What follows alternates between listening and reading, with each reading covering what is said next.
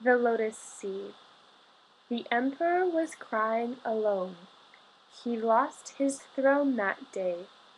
My grandmother wanted something to remember him by, so she took a lotus seed from his garden. She put the seed in a special place in her house.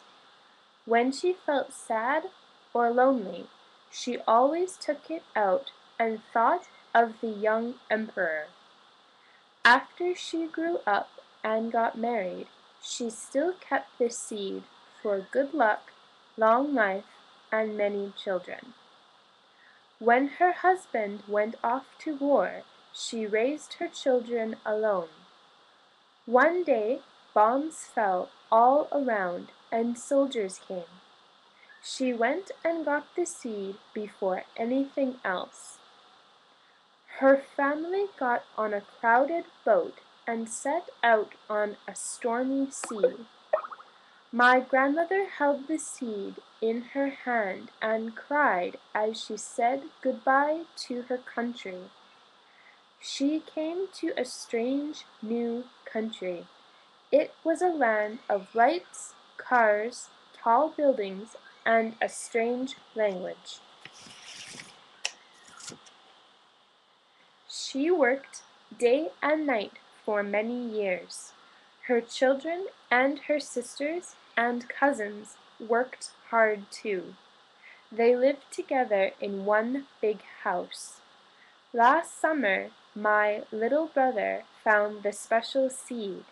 He asked many questions because he didn't know anything about lotus flowers or the emperor and his throne. One night he stole the seed and planted it in some mud near his grandmother's vegetable garden. He wanted to see lotus flowers. My grandmother cried and cried when she found out the seed was gone. She couldn't eat. She couldn't sleep. My brother planted the seed somewhere and forgot where. Then one day in spring, my grandmother cried out. We all ran to the garden and saw a beautiful lotus flower. It has always been the flower of life and hope, she told us. Even if the mud is very dirty, and even if the seed is left for a long time, the flower will be beautiful. It is the flower of my country.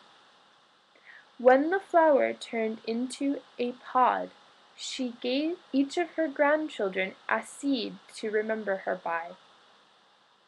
She kept one for herself to remember the emperor by. I have put my seed in a secret place.